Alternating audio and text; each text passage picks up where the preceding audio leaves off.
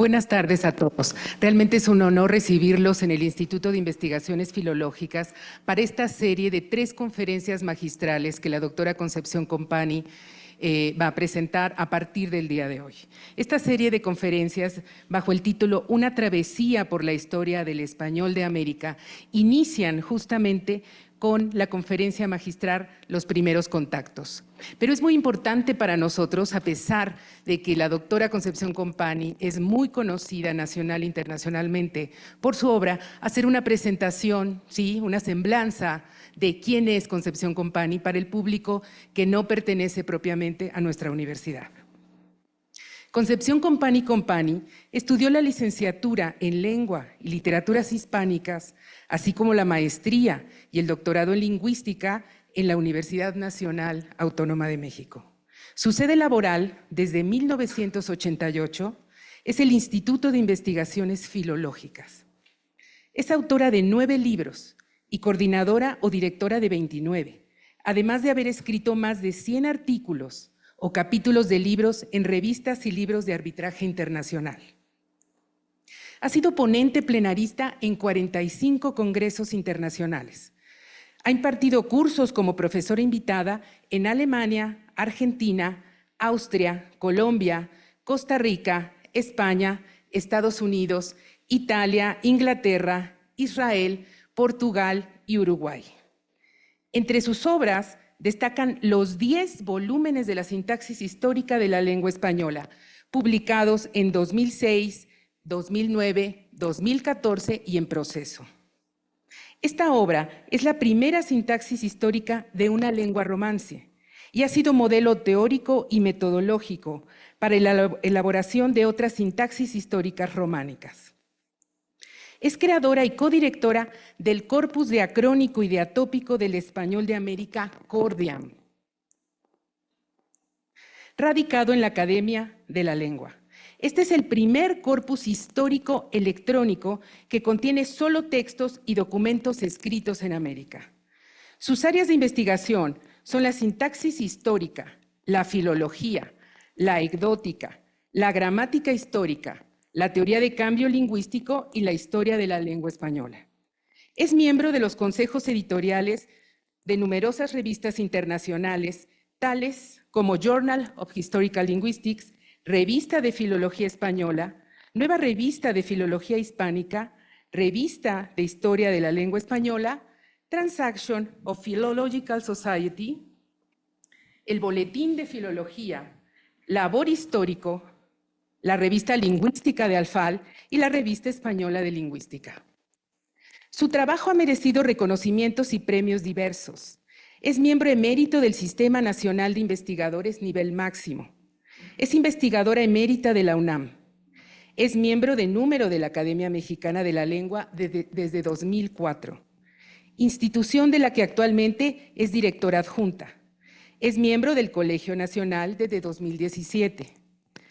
De 2010 a 2020 fue miembro de la Junta de Gobierno del Colegio de México.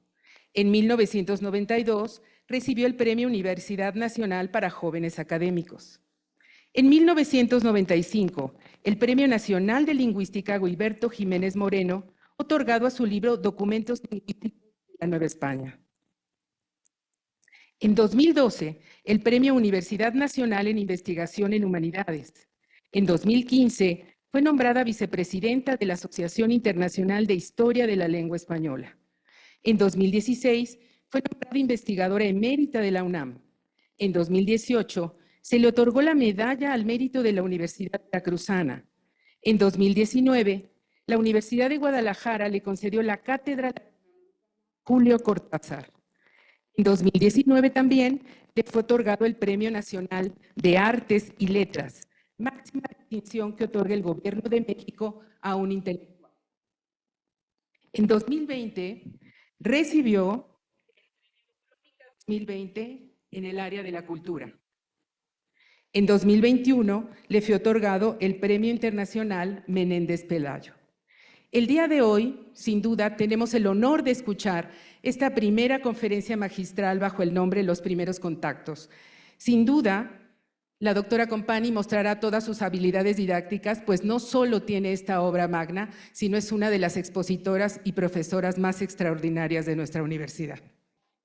¿Por qué le puse un título como Una travesía por el español, por la historia del español en América? Porque los hablantes hispanoamericanos, posiblemente más que otros hispanohablantes, somos hijos del mar. No debemos olvidar que el español llegó en los barcos. Eso es una obviedad. Y nos podemos, los mexicanos, mexicanismo, nos podemos embarcar en un asunto o nos embarcan en un asunto con una zozobra y seguramente no es por gusto, igual que ocurría con los pasajeros a Indias.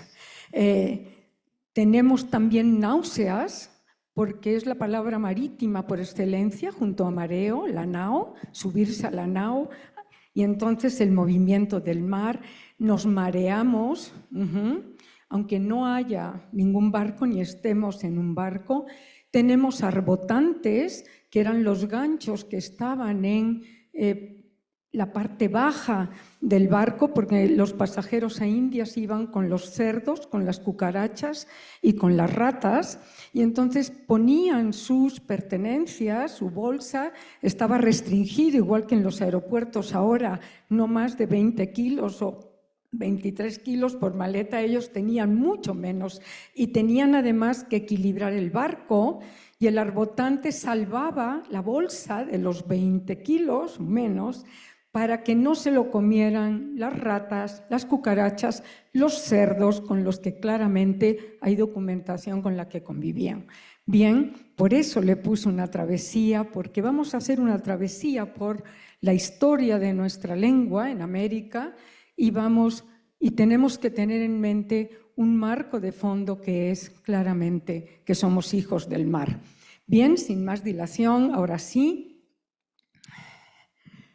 empezamos. Hoy vamos a hablar de los primeros contactos. Toda la documentación está basada en el corpus diacrónico y diatópico del español de América, que radica en la Academia Mexicana de la Lengua. Es un corpus que empieza en 1494 con unos textitos manuscritos de Colón y llega a 1905 y tiene la característica de que solo subimos textos escritos en América y a partir de 1580 por americanos. Pero hoy me voy a centrar en un periodo mucho más breve, que es de 1494 hasta 1560. ¿Bien? Vamos a hablar de estos primeros contactos complejos, conflictivos, pero que son el germen fructífero de la lengua que hablamos hoy. Ese encuentro, sí creo que fue un encuentro, igual que decía Miguel León Portilla, fue una conquista, lo vamos a ver en un momento. No me voy a meter si ese encontronazo, en eso no voy a entrar, pero si quieren dialogar sobre eso, también puedo dialogar. Es un espacio cognitivo, cultural, geográfico, imaginarios nuevos, eso es América. Y ese encuentro de ese nuevo espacio, de ese nuevo imaginario, está sustentado en ciertos principios filosóficos cognitivos que están vigentes, yo creo que en todas las cosmovisiones de todas las lenguas del mundo. El marco filosófico general, traje aquí una cita de San Pablo, de la primera epístola a los Corintios. Fíjense, y es que somos en la lengua y a través de la lengua. Esto no es nada nuevo, está también de otra manera en el diálogo de la República de Platón, pero en San Pablo es muy claro. Hay en el mundo no sé cuántas variedades de lengua. Ya era tipólogo San Pablo, ¿no? Una cosa, y nada hay sin lenguaje. Mas si yo desconozco el valor del lenguaje, seré un bárbaro para el que me habla y el que me habla será un bárbaro para mí. Creo que ya San Pablo No está usando bárbaro en el sentido de barbarizo, de balbucear, del que no habla griego ático, sino que está hablando de bárbaro como el otro, claramente. O sea, en el año 40, 50, que es, como saben, la primera mitad de nuestra era, del primer siglo de nuestra era, cuando San Pablo anduvo haciendo su apostolado. Yo creo que es está considerado uno de los primeros, sino que el primer padre de la Iglesia. Ya no está hablando del extranjero, del ático, sino de la otredad. Los bárbaros son los otros. Y tengo que conocer el valor del lenguaje para poder entender al otro. Ese principio general está anclado, creo yo, en dos principios filosóficos, cognitivos, que subyacen al funcionamiento social de cualquier lengua y de toda sociedad. Un principio es, para que algo adquiera existencia, hay que nombrarlo. La realidad existe porque tenemos capacidad de nombrarla y hablar de ella. Nombrar para adquirir existencia. Es el principio del feminismo, por ejemplo, ¿no? O sea, quiero ser nombrada y entonces para poder adquirir existencia. Y hay múltiples evidencias de este principio de nombrar para existir. En el Génesis, como saben, dijo Dios: haya luz, y hubo luz. Versículo primero del Génesis. En Juan, el famosísimo versículo: en el principio fue el verbo, como todos ustedes saben, sabemos, verbum en latín no era verbo ni echar verbo, bueno, sí, palabra, era palabra, bueno, pues de ahí nos viene echar verbo, ¿no? Fíjense que en la cosmovisión maya quiché, en el Popol Vuh, en el capítulo primero, es la edición del Fondo de Cultura Económica, la traducción: así fue en verdad cómo se hizo la creación de la tierra. Tierra, dijeron, y al instante fue hecha. Es lo mismo que el de la luz del Génesis. Y recorremos algunos miles de años y recuerdan cómo empieza 100 años de soledad de Gabriel García Márquez, ¿no? Macondo era entonces una aldea de 20 casas de barro y caña brava construidas a la orilla de un río de aguas diáfanas. El mundo era tan reciente que muchas cosas carecían de nombre y para mencionarlas había que señalarlas con el dedo. Es el mismo principio. No tenemos nombre, ¿qué hacemos? No existimos. El segundo principio es que la lengua, hay una relación muy estrecha entre pensamiento y percepción del mundo. La lengua es el soporte de nuestra percepción del mundo. Somos como somos porque hablamos una determinada lengua o unas determinadas lenguas. No olvidemos que el bilingüismo es el estado natural de la gran mayoría de los seres que habitamos este planeta. Hablar una lengua nos otorga entidad, identidad, afectos, usos y costumbres.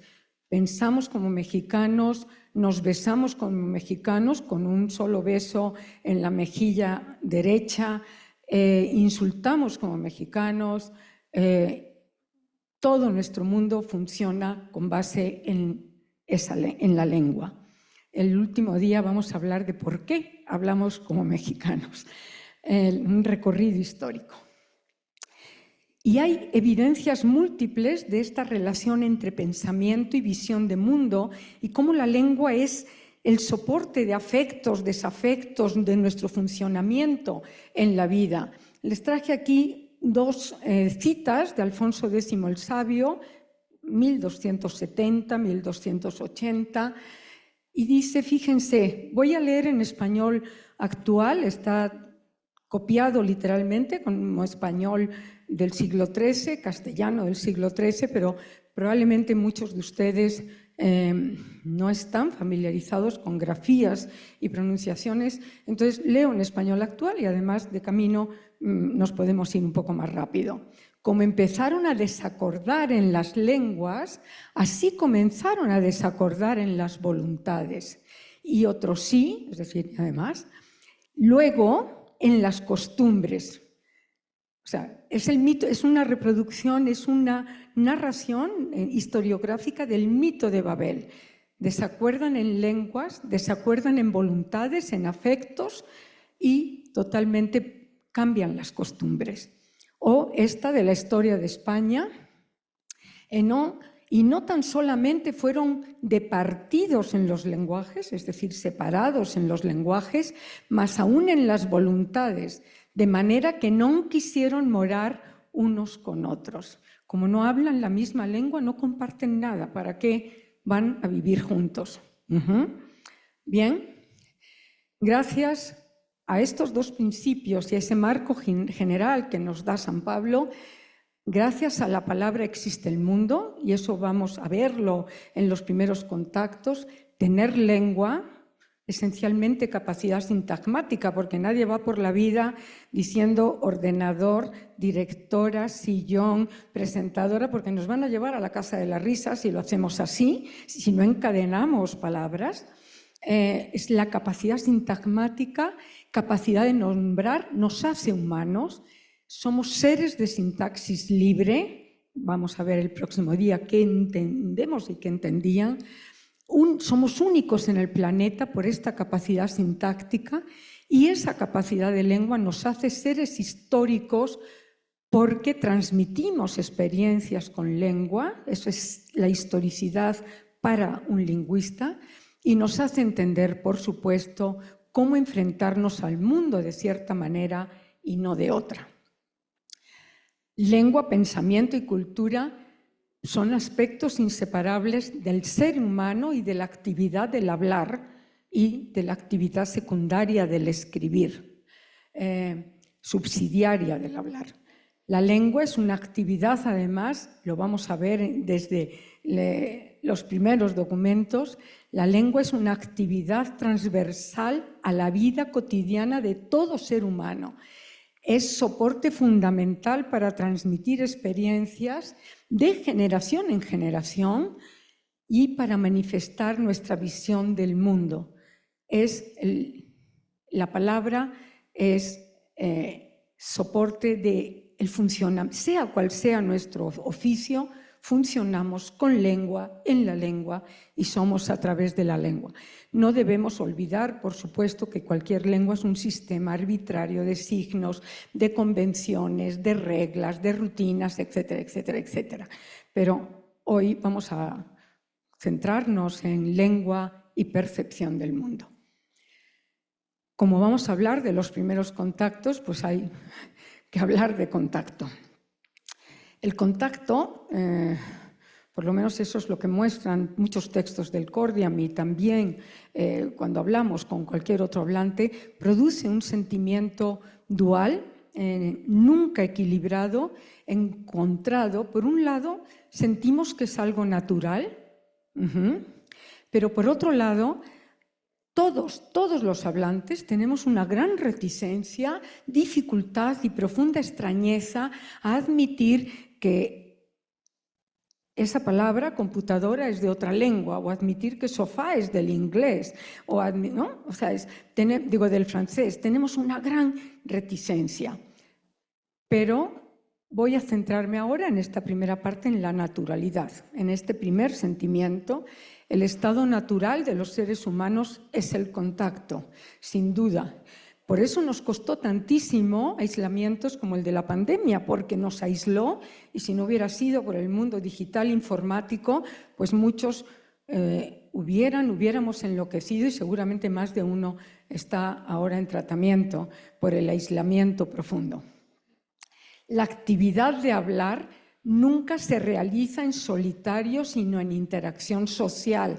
Cuando vemos diarios, diario íntimo, ese diario íntimo está escrito para que alguien alguna vez lo lea.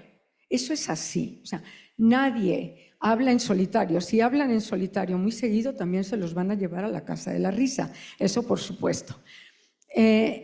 Somos seres de cooperación para sobrevivir, para funcionar, y como consecuencia del contacto humano devienen préstamos lingüísticos, devienen calcos léxicos, que son préstamos semánticos, como cuando digo perrito caliente en español de España, pues eso es un calco directo de hot dog. Para nosotros es préstamo y tan mexicano es que por eso decimos hochos, lo hemos reelaborado. Entonces, que nadie se escandalice, ¿no? Es mexicanismo, por supuesto.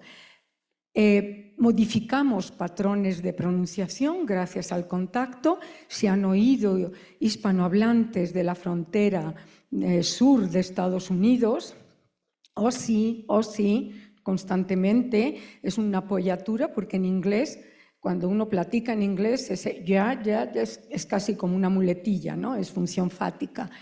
Y lo que nos tiene que quedar en la cabeza, aunque sea doloroso, el modo en que entran dos poblaciones en contacto, el contacto siempre enriquece.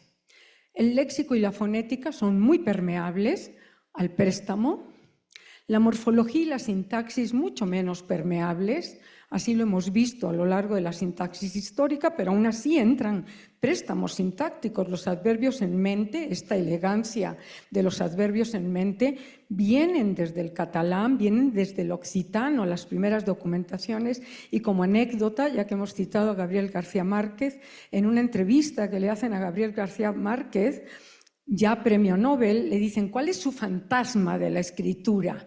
Y dice Gabriel García Márquez, quitarme los adverbios en mente. Me releo y voy tachando. Bien, es un préstamo del catalán occitano, por ahí entraron al principio. Y el discurso y los modos de comunicación tienen una regular permeabilidad. Vamos ahora al otro sentimiento, que es la extrañeza. Los préstamos y los calcos suelen ser motivo de prejuicio y tenemos la idea de que son impurezas de la lengua y que nuestra lengua debe ser pura. Esa extrañeza está radicada en varios principios o en varias ideas.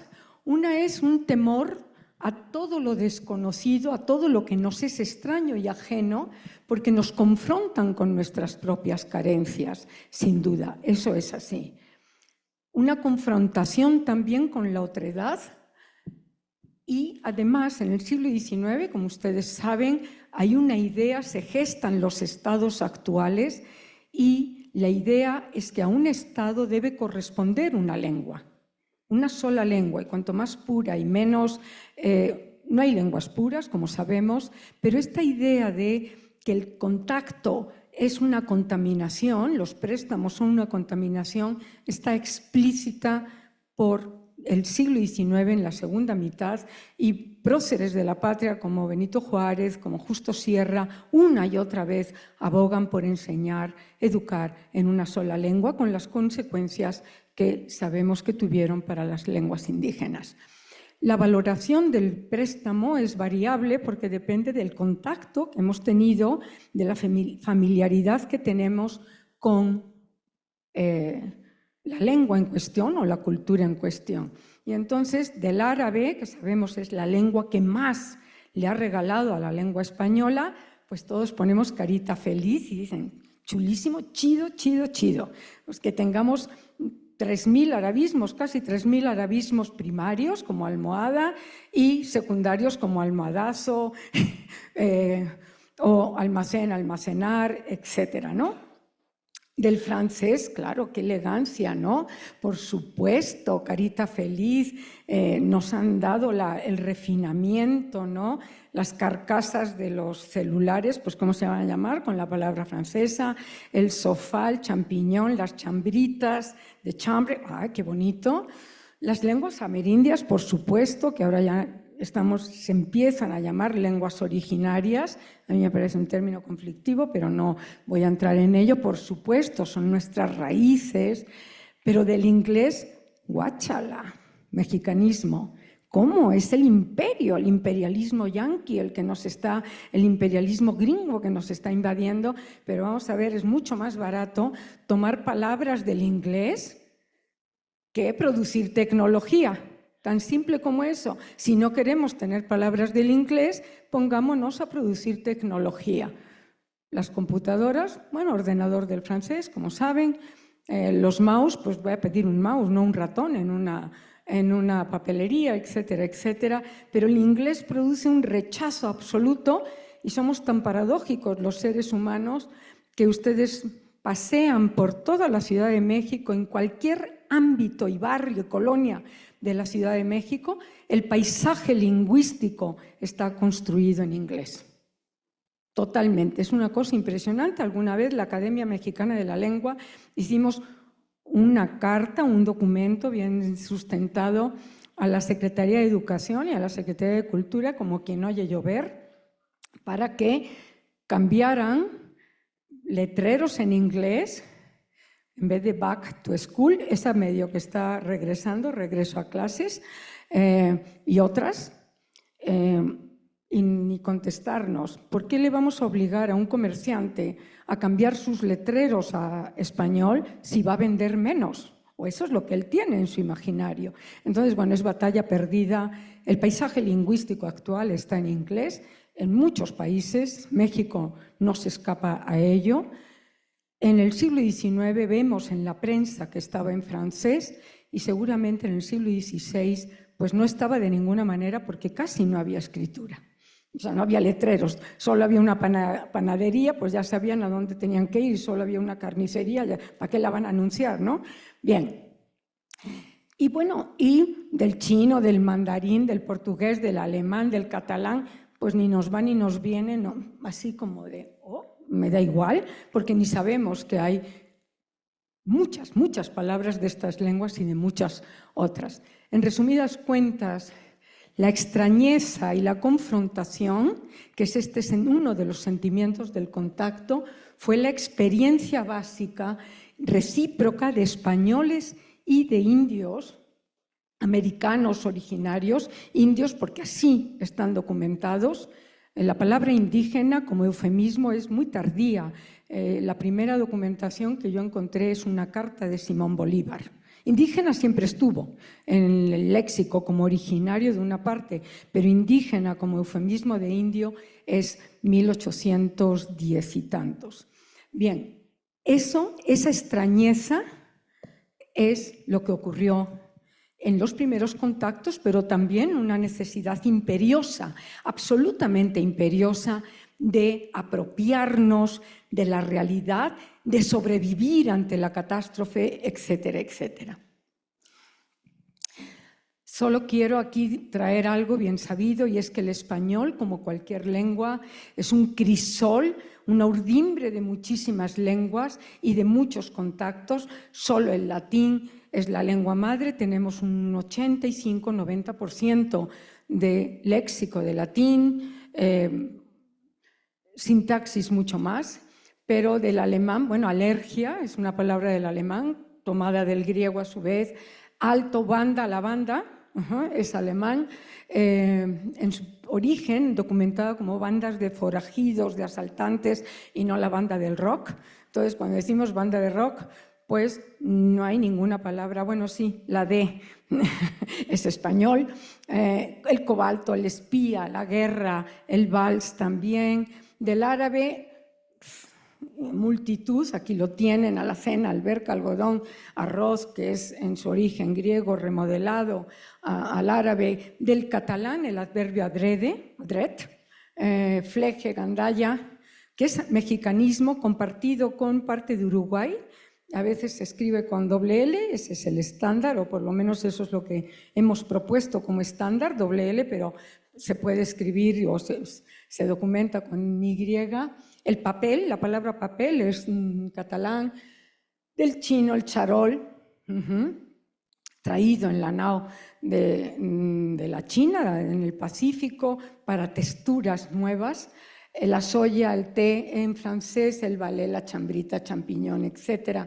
El holandés, el brandy, dique, filibustero. El inglés, bueno, computadoras, hot dogs, mouse, rapero, rockero, rap, multitud. Del italiano, muchísimas, por supuesto.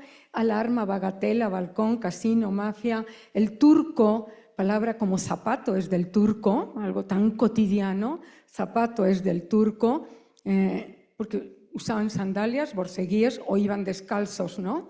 Y lenguas amerindias, unos 500 préstamos que varían en cantidad y uso según el país hispanoamericano. Tengo ahora un libro en prensa en el Colegio Nacional. Estoy haciendo propaganda de lo que va a salir, perdón. Se llama El español, un ADN cultural de muchas lenguas, donde explico en detalle y en amplitud estos fenómenos. Bien, entremos a los nuevos espacios americanos, que es donde arriban los españoles.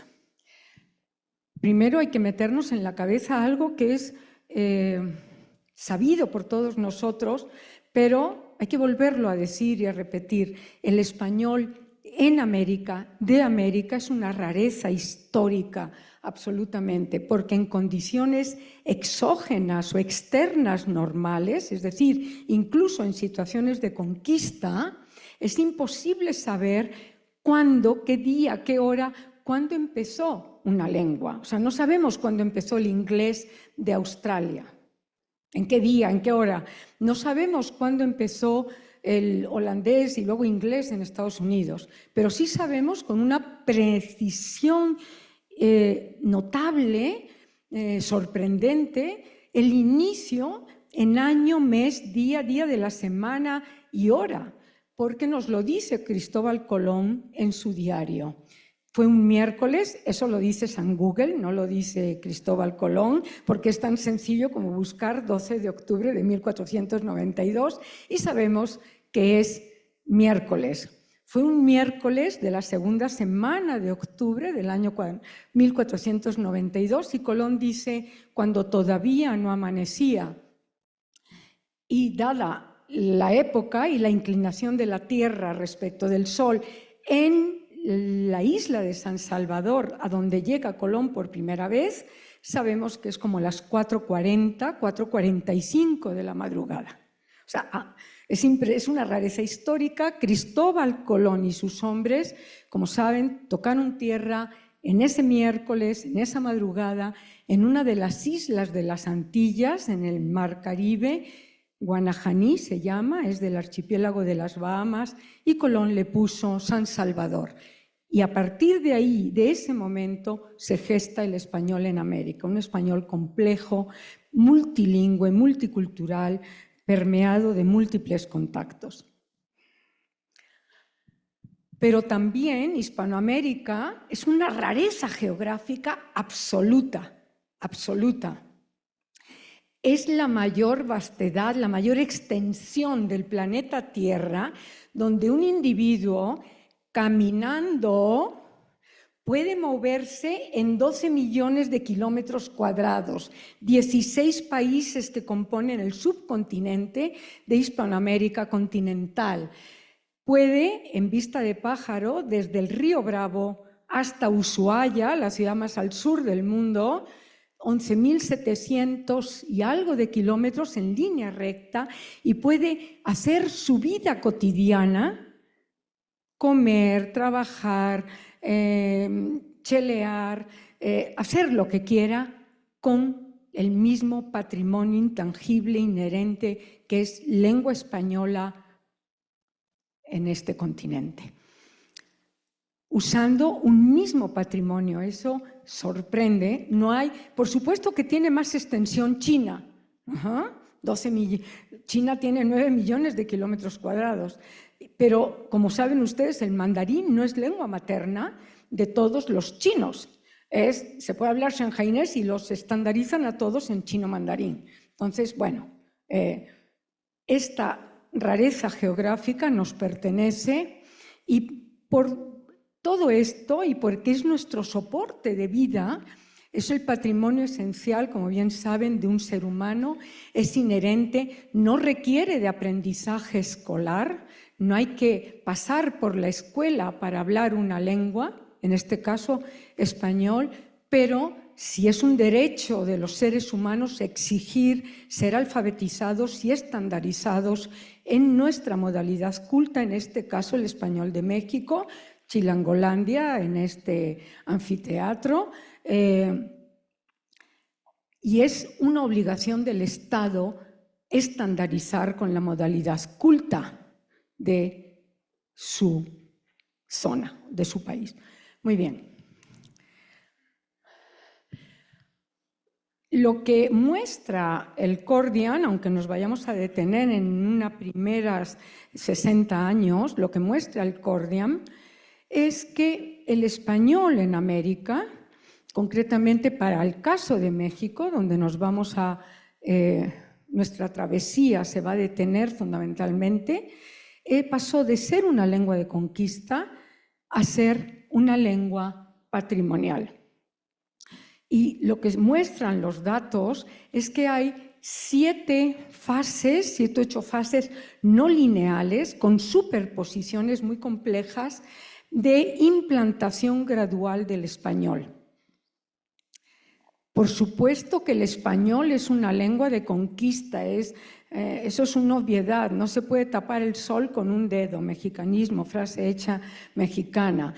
¿Qué significa conquista para un antropólogo, para un lingüista, para un historiador? Una catástrofe. Eso es una conquista. Es una ruptura, supuso para los pueblos amerindios, la llegada del español con los españoles, supuso la ruptura de las reglas del juego, vivencias, cultura, economía, funcionamiento cotidiano y todas las coordenadas experienciales de los pueblos originarios. Así empezó. Lo que se nota es que para finales del siglo XVI y la primera mitad del siglo XVII sigue siendo lengua de colonia. ¿Qué es lengua de colonia? Esto está bien trabajado por los sociolingüistas, por ejemplo, es que está impuesta por un grupo de afuera y está limitada a 3 esferas de la vida cotidiana. Una es la administración civil y militar, pues sí, hay que controlar las cosas en la lengua de la conquista, la religión y la explotación de recursos. Comercio, religión y administración. Eso es lo que significa lengua de colonia. Pero, ojo, no debemos olvidar que fuera de Europa, el único lugar donde había universidades en el siglo XVI fue en la actual Hispanoamérica. Es decir, trasplantaron su modelo intercultural medieval de universidad a América. Había universidad en Santo Domingo, en México y en Lima. Entonces, una de cal por las que van de arena. No debemos olvidar eso. Los ingleses no trasplantaron universidades, sino que las tuvieron que recrear los gringos a partir del siglo XIX, que ya cuando son muy antiguas, pues es de principios del XIX. Los australianos lo mismo, las universidades más antiguas de Australia son del XX, pero aquí en Hispanoamérica hay universidades en el siglo XVI, en esos 3 lugares, y las universidades son una fuente poderosísima de interculturalidad. Yo prefiero hablar de interculturalidad que de multiculturalidad, porque la interculturalidad propicia el contacto y no hechos y vinculaciones, y la multiculturalidad me parece que es un término que nos remite a mucho, pero no necesariamente vinculado. Para el siglo XVII, claramente, sobre mediados, el español tiene un estatus de lengua franca. Es un primer triunfo para la lengua española americana. Seguramente era cómodo y empieza una necesidad de tener ese soporte transversal de vida cotidiana y más allá del grupo que le impone. Y empezamos a ver muchísimos testimonios de indios, de negros, donde incluso algunos de ellos ya escriben en español. Convive en esas etapas hasta el siglo XVIII, bien entrado el XVIII, convive con 2 lenguas francas, una el náhuatl, que fue, como saben, lengua franca hasta Panamá, hasta el sur de Estados Unidos, y con el latín, que era la lengua académica, el neolatín, y bueno, recordemos que todos los científicos, Newton escribió sus Principia Mathematica en latín, Leibniz en latín, o sea, el latín era lengua franca de la academia, los concursos universitarios de aquí, de la Ciudad de México, se convocaban en latín, etcétera, etcétera. Pasa todo el siglo XVIII, parte del XIX, pasa una prolongada situación de diglosia, que es un tipo particular de bilingüismo, donde se usa español para unas áreas de la vida y se usa la lengua amerindia para la vida cotidiana, para el mercado, para gestionar otras fases de la vida.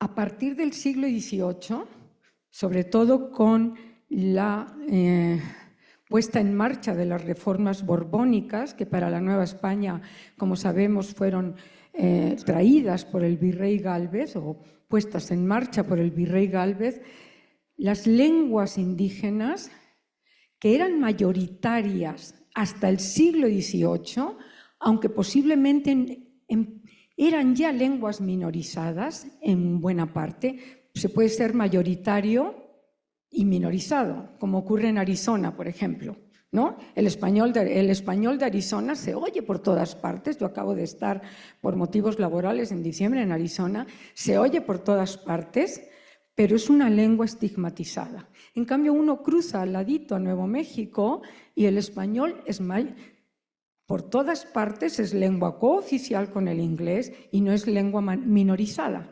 Entonces, hay que distinguir, como bien saben los sociolingüistas, entre esta distinción de minoría y minorizado, mayoría y empoderada.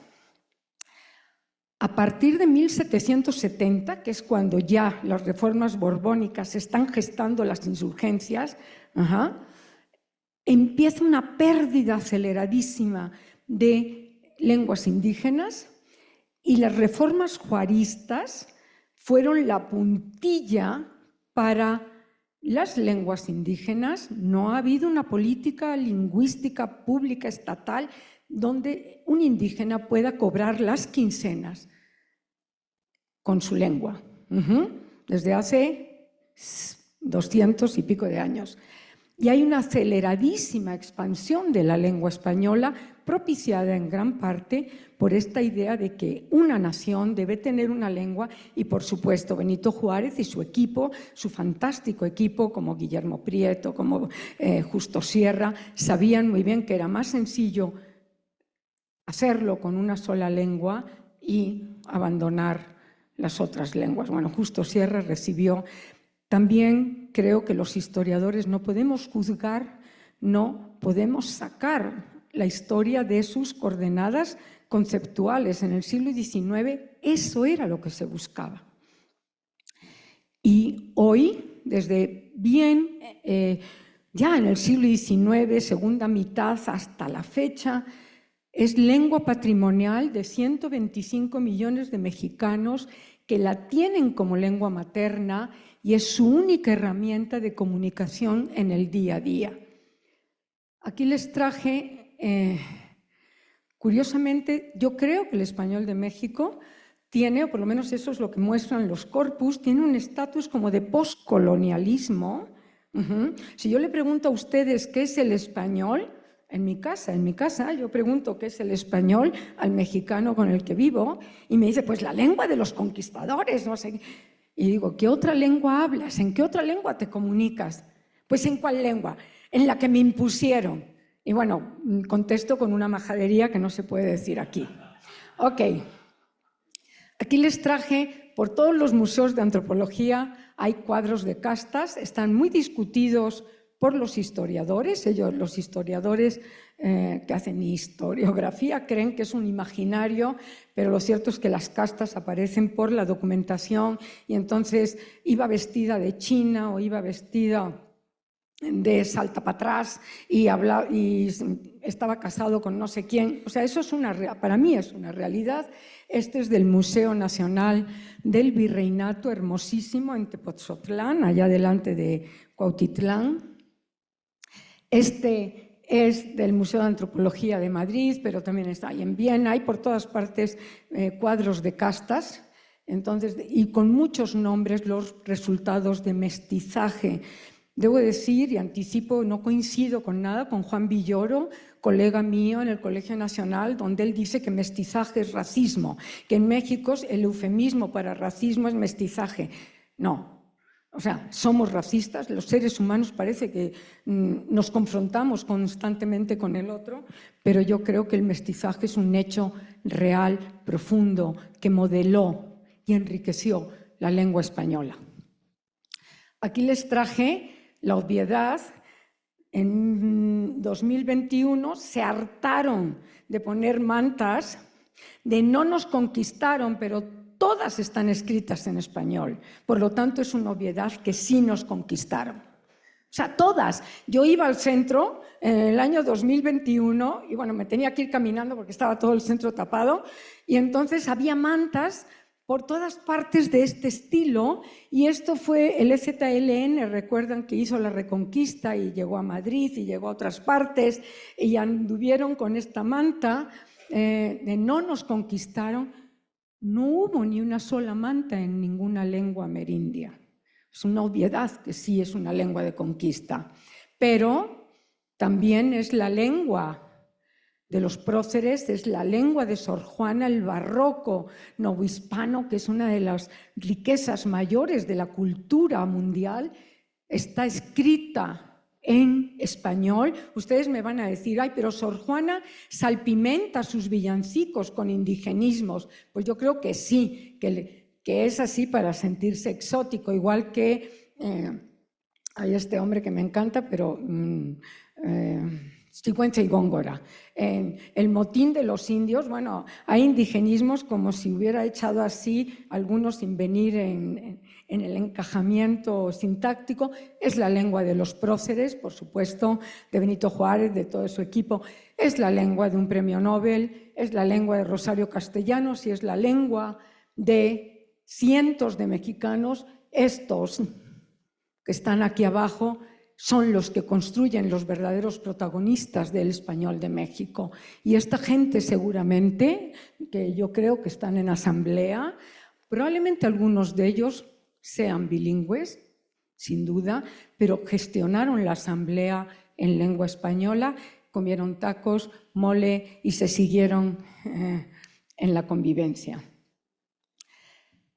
En resumidas cuentas, para entrar ya a los primeros contactos, estas 7 etapas se pueden resumir en un proceso de extrañeza a un proceso de integración. Eso lo he trabajado en otro libro. La extrañeza es la constante en los modos de nombrar, de aprehender, de entender, de tratar de entender la realidad y el espacio americanos en el siglo XVI, y la integración desde el siglo XVIII.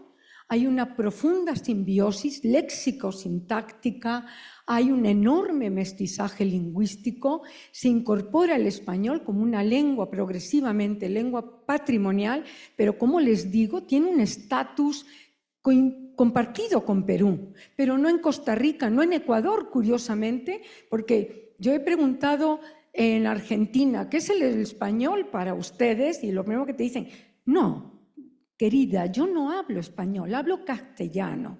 Digo, bueno, me da igual, pues, me da igual, pero ¿qué es el castellano para ustedes? ¿Nuestra lengua?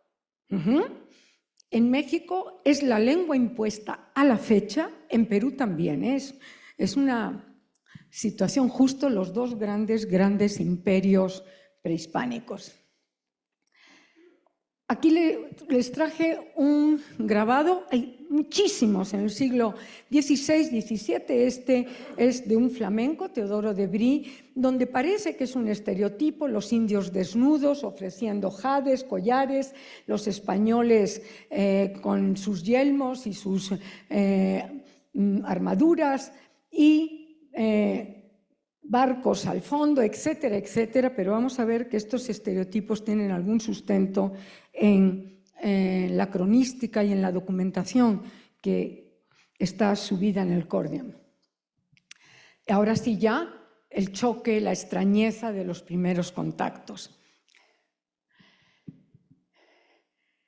Los testimonios de indios es un choque trágico. Fíjense, en 1525 en México, porque antes pensaban eran inmortales, esa idea, ¿no?, de que los españoles a caballo eran seres inmortales y huían 200 o 300 de uno o dos de a caballo.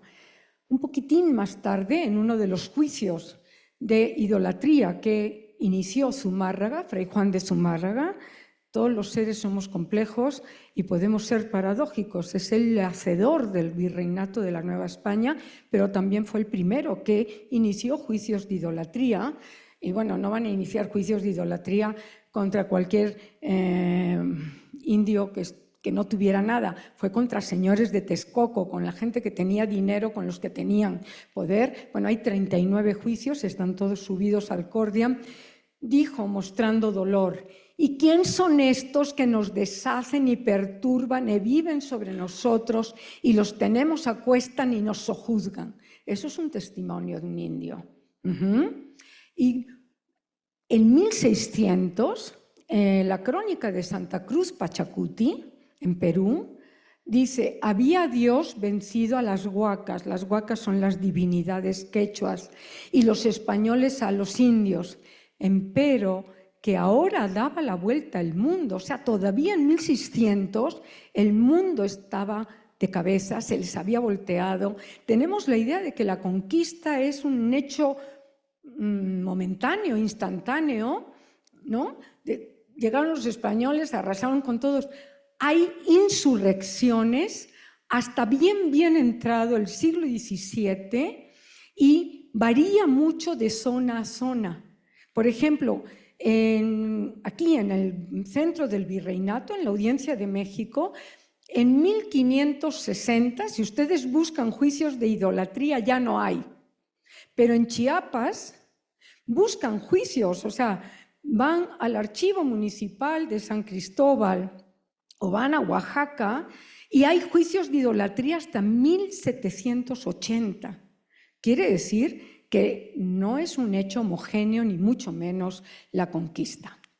Para los españoles también fue extraño, pero una extrañeza de otro nivel y no trágica claramente, más bien de miedo, de sorpresa.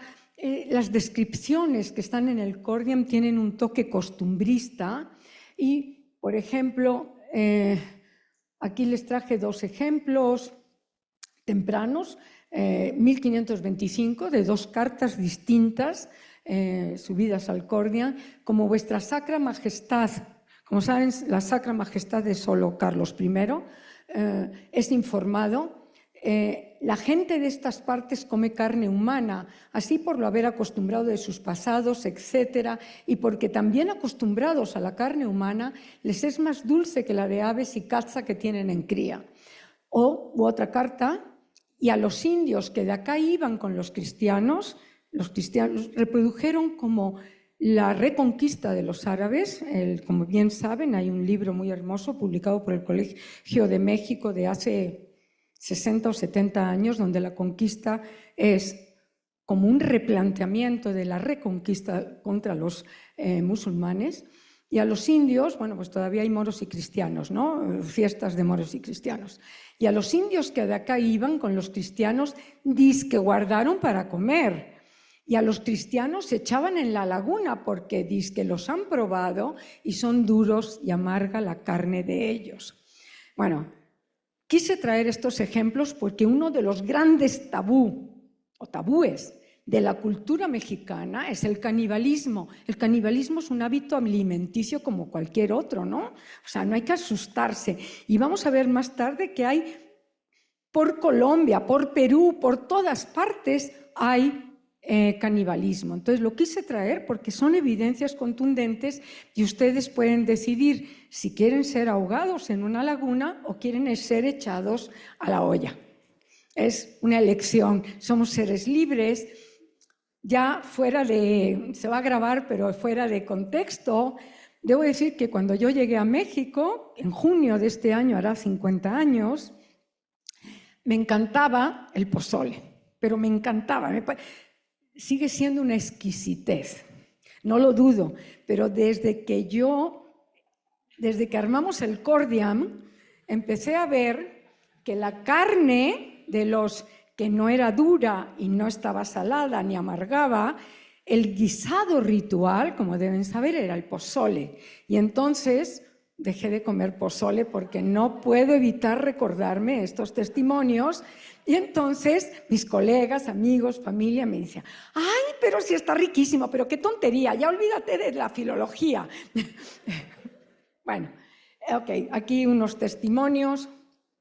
Como ven, una descripción costumbrista, o también muy temprano, de República Dominicana, en 1494, porque eran todos gente desnuda, que no tiene bienes propios, ni tratan, ni van. Esto desnudo, lo que está en el grabado de Teodoro de Brie, un flamenco, un grabador flamenco, que no tienen bienes propios, ni tratan, ni van fuera de sus casas, ni otros vienen a ellos, según de ellos mismos supo. Es decir, no socializaban, no tomaban chelas juntos. Bien, otra de 1529, acá en México, que es cierto, fue de notar porque copia, es decir, un montón de españoles a caballo y a pie, y mucha cantidad de indios que salieron a los recibir con sus divisas y plumajes e instrumentos, bailando, cantando.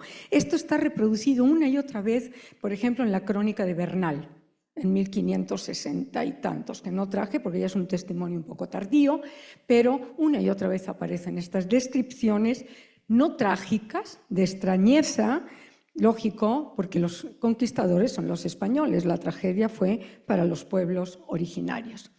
Aquí les traje el códice de Ayotzinú, muchísimos, hay muchísimos, donde está el conquistador, está el español hablando con un indígena. Como saben ustedes, las volutas son la sabiduría de Quetzalcóatl, que esta serpiente emplumada entre pluma y que tienen las serpientes escamas, y es la sabiduría de Quetzalcóatl que les otorga la palabra, lo cual nos remite a este principio de nombrar para existir y no ser bárbaro ni extraño al otro. Ahora sí, ¿qué nos dice el Cordiam de las estrategias de apropiación de los primeros contactos? Una nueva realidad fue América cognitiva, social, imaginarios.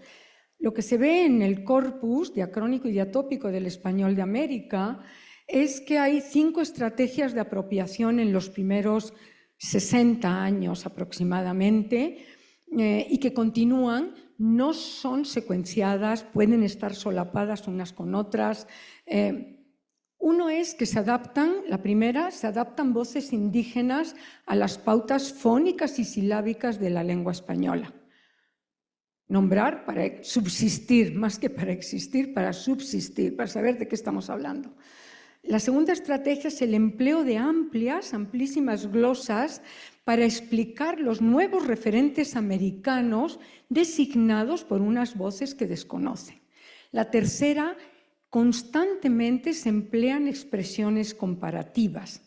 Tal cosa es como cuando voy al extranjero y dice, ay, esto sabe como tacos al pastor. Ya. O sea, seguimos haciendo lo mismo, comparando con nuestras propias coordenadas.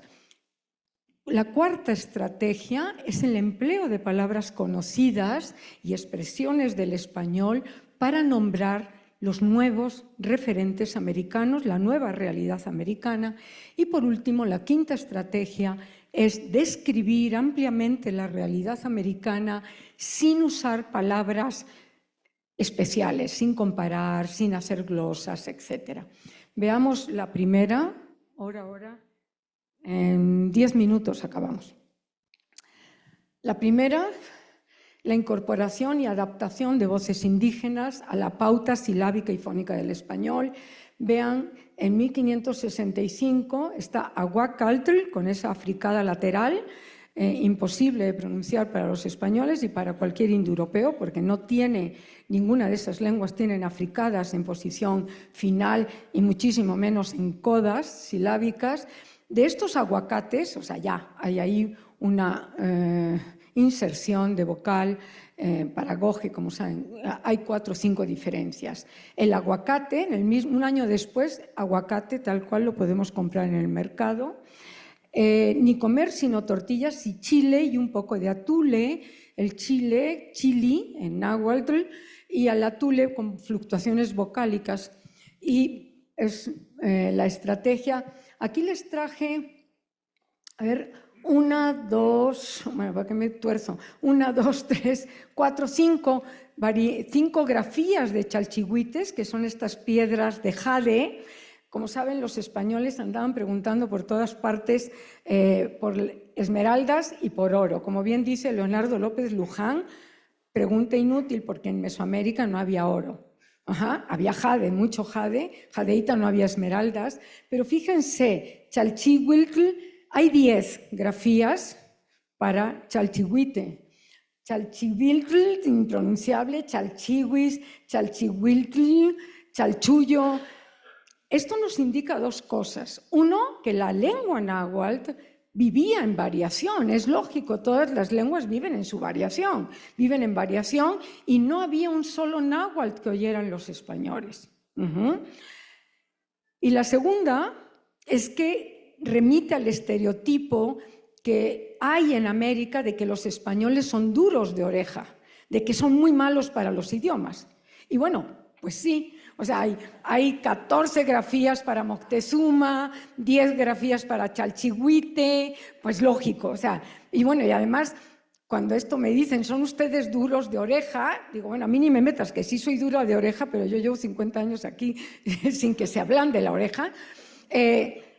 O sea, ¿por qué van a aprender otro idioma si pueden caminar por 16 países caminando con la misma lengua? En cambio, un flamenco, un belga, da 3 pasos y tiene que hablar holandés o tiene que hablar francés si se baja un poco en Bélgica. Entonces, bueno, porque pues es la necesidad de la vida. Pero qué necesidad, como diría el clásico, de aprender lenguas si podemos caminar 12 millones de kilómetros cuadrados, atravesar, no está Brasil, por supuesto, no están las Guyanas en esa dimensión, y podemos atravesar 16 países y pasar de las tortillas a las arepas a los asados. La segunda estrategia son amplias glosas para explicar la nueva realidad. Fíjense nada más, y andaban por todas partes, les traje aquí un par, lo cual significa que no sabían lo que eran las cosas. Y andaban por todas partes cazadores a cazar de todas las animalias y aves para sacrificarlas al demonio, así leones y tigres. En América no hay tigres, hay ocelotes, hay jaguares, pero bueno, cada quien, pues, ¿cómo lo iban a llamar, no? Como coyotes, que son unos animalejos entre lobo y raposa, que ni son bien lobos ni bien raposa, de los cuales hay muchos y muerden tan bravamente que ha de ser muy escogido el perro que le matare diente por diente. Pa' pronto no sabían lo que era un coyote, ni raposa, ni perro, ni etcétera. Y ponían también ulí, que es una goma de un árbol que se cría en tierra caliente, del cual punzándole salen unas gotas blancas y ayuntándolo uno con otro, que es cosa que luego, es decir, el luego de los mexicanos, de gran parte de América, de inmediatamente, que luego se cuaja y termina negro, casi como pez blanda. O sea, no saben, están comparando con la pez, ¿no? De la gelatina del pescado, etcétera. O vean esto, el Cordian tiene documentos de Estados Unidos, del sur de Estados Unidos, de la California y de Florida, cedidos, autorizados. El Cordian es un proyecto colaborativo, colectivo, de muchísimas universidades, muchísimos colaboradores y también de filólogos, todos pumas, pero radicados en la academia mexicana de la lengua. Y entonces igual que buscaban el dorado y se iban hacia Panamá y hacia Colombia, buscaban Cíbola, aquella ciudad mítica, se la pasan buscando ciudades míticas. Bueno, voy a decir algo fuera de lugar. El Señor de los Anillos, Tolkien, no podrían haberse inventado esos mundos si no hubiera habido mundos medievales y mundos americanos de ciudades mágicas a las que hay que llegar realmente. La Guerra de las Galaxias es harto medieval, harto medieval.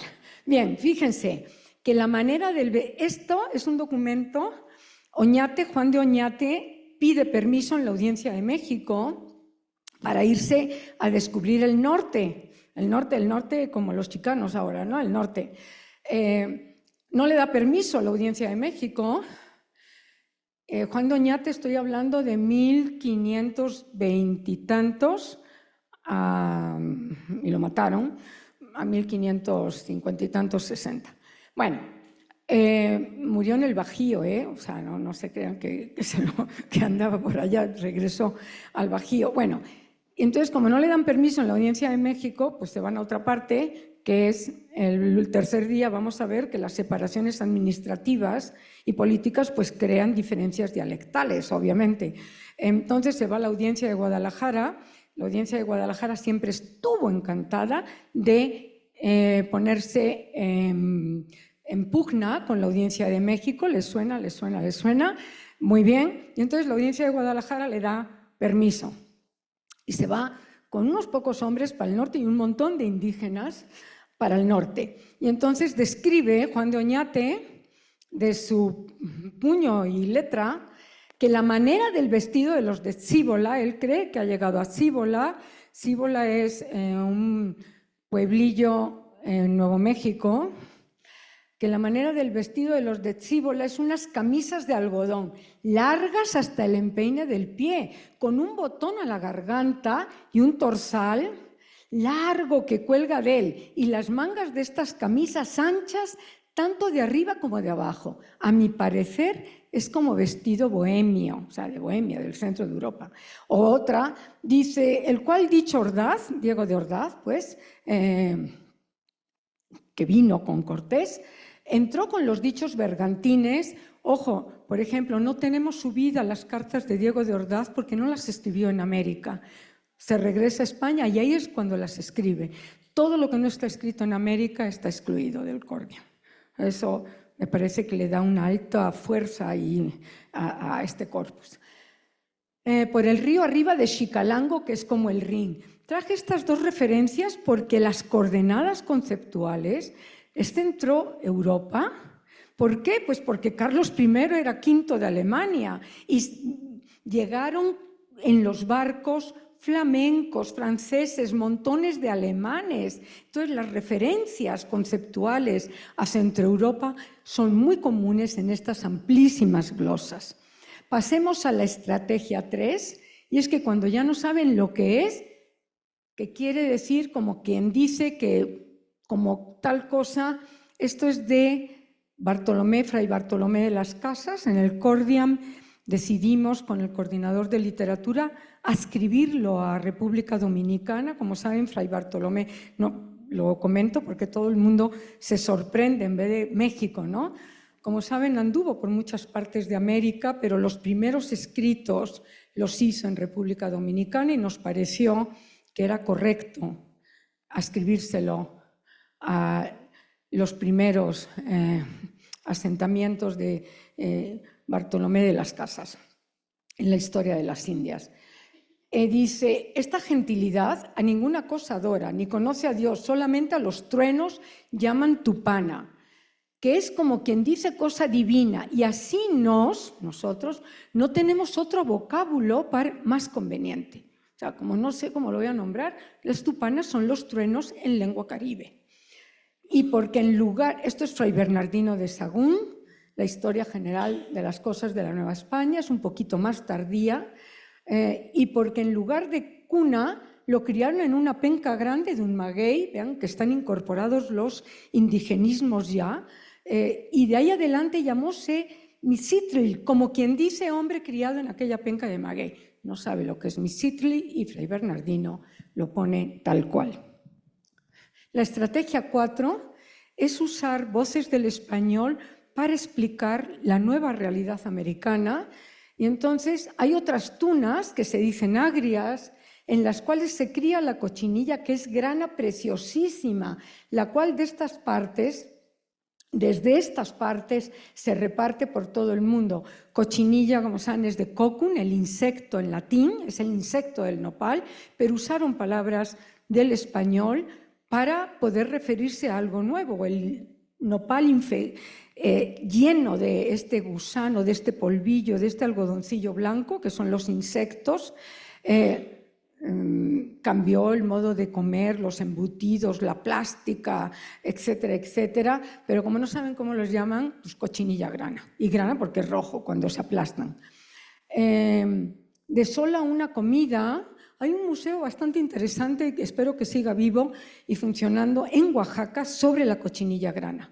A las afueras, donde está el Barro Negro, no me acuerdo ahorita cómo se llama el pueblo de Oaxaca, a un ladito de Oaxaca, un museo de la cochinilla grana muy bien hecho, muy bien explicado por químicos, por biólogos, por historiadores, interesante.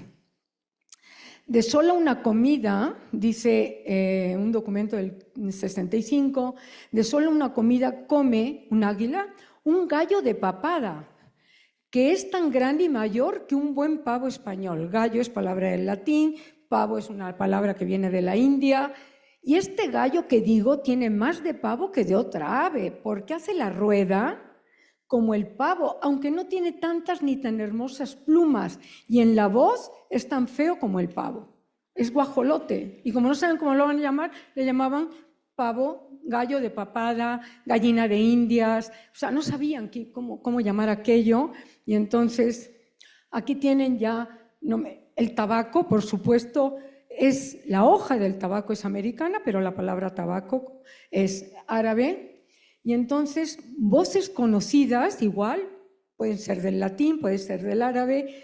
Este testimonio es la primera documentación del efecto estimulante del tabaco. No está en el Cordian porque Gonzalo Fernández de Oviedo, que también anduvo por muchas partes de América, fundamentalmente en la Nueva España y en el Caribe, se fue a escribir su historia general y natural de las Indias a España. Por eso no está en el Cordian, pero lo pueden encontrar en el Corpus Diacrónico del Español de la Real Academia Española, también de libre acceso. Pues en 1535...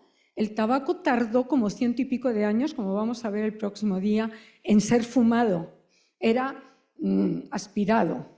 Muchos también, sin que beban demasiado, toman el tabaco, hasta dar de espaldas o de costado en tierra, pero sin bascas, sino como hombre dormido. Al presente, muchos negros han tomado la misma costumbre y toman las mismas ahumadas o tabacos, porque dicen que cuando dejan de trabajar y toman el tabaco, se les quita el cansancio.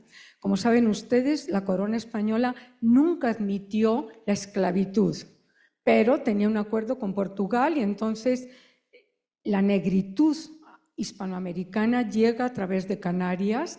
También llegó el plátano, también llegó la caña de azúcar, y hay negros desde muy, muy temprana documentación. Entonces, y había palabra para el tabaco náhuatl, pisieltl. En 1500, vean, tienen una hierba que las adormece o entumece, la cual también es medicinable para muchas cosas. Llámase esta hierba pisieltl. Esta es la palabra náhuatl para tabaco. La hoja es americana, la denominación es desde el árabe, y cigarro es maya, como veremos. Pimiento de las Indias, no sabían qué hacer con este mundo de los chiles y de los ajís, y entonces dice el Inca Garcilaso en los comentarios reales, dice: con estas frutas y aún por la principal de ellas, conforme al gusto de los indios, pudiéramos poner el condimento que echan en todo lo que comen, sea guisado, sea cocido o asado. No lo han de comer sin él, que llaman uchú, y los españoles pimiento de las Indias, aunque allá le llaman ají. O sea, bueno, pues creemos que los mexicanos somos los únicos que comen chile. Aquí tiene el Inca Garcilaso que no pueden comer sin chile los peruanos. Casi cierto, otro tipo de chiles. ¿Ven? Pimiento de Indias era el modo inicial de llamar al ají, y después ya los recetarios del siglo XIX extienden el ají o extienden el chile, y el chile está desbancando en los menús y en los supermercados de muchas partes del mundo al ají.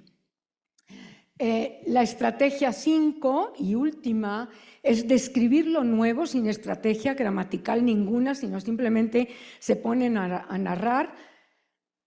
Vuelvo al documento de la gente de estas partes come carne humana, y muchos de ellos comen carne humana. Esto es Pedro Cieza de León, o sea, esto ya es Perú, 1550. Y muchas veces salieron a dar guerra a los naturales de acá y les destruyeron sus campos y pueblos, llevando presos los que de ellos podían para comérselos. O sea, un hábito alimenticio, se puede ser vegetariano, vegano, omnívoro, caníbal, ¿por qué no? No pasa nada, o sea, hay que quitarnos los tabús, los historiadores debemos quitarnos los tabús.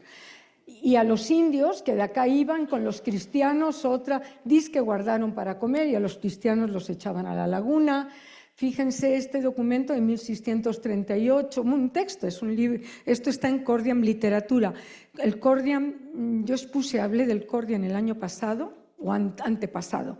Aquí tiene documentos, tiene prensa y tiene literatura, y pueden buscar por todo, por separado, por años, por tipos de textos, etc. Bueno, pues en El Carnero de Juan Rodríguez Freile está hablando de quiénes integraban Colombia, la actual Colombia. Digo que había en ella las naciones de indios siguientes: los paeses, nación belicosa; los pijaos caribes, que comían carne humana, montones. Y esta última, 1609, también de Colombia. Fíjense, hay muchísimos indigenismos mezclados con denominaciones, expresiones latinas, porque no saben, la cacica. Hay testigas, hay cacicas, en el Cordiam el mundo femenino se nombra con A muchas veces, se retrae luego. Una chácara de cañas dulces, la caña dulce es la caña de azúcar traída desde África vía Canarias. Aguacates, o sea, en Colombia había aguacates en 1609. Guavas, plátanos, palabra africana, traída también a través de Canarias, el plátano, guavas, guayabas, etc. Bien, ahora sí, conclusiones. Gracias por su paciencia.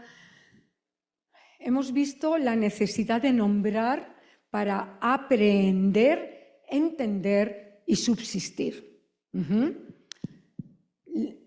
Claramente el español pasó de ser una lengua de conquista a la lengua patrimonial.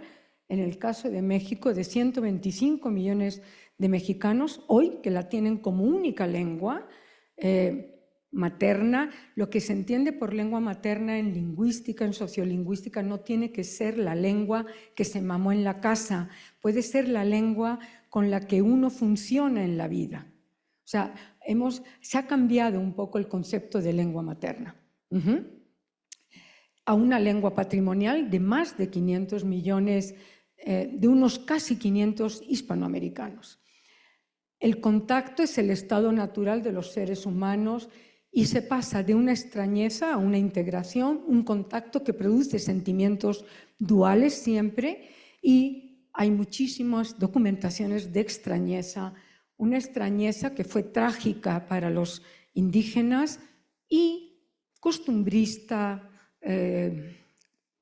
más tranquila para los españoles, lógicamente.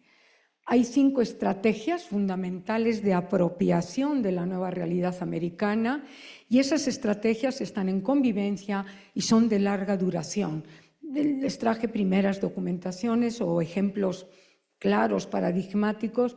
Una es tomar voces indígenas y adaptar esas voces a las pautas silábicas y fónicas del español, realizar amplísimas glosas para explicar algo nuevo, comparar respetando la voz indígena porque no tiene posible paráfrasis, usar palabras conocidas para nombrar cosas desconocidas, como el gallo de papada, la gallina de Indias, el pimiento de las Indias, etc. Y finalmente, describir las nuevas realidades sin estrategias gramaticales específicas, y esas 5 estrategias pueden convivir a lo largo del siglo XVI. Gracias.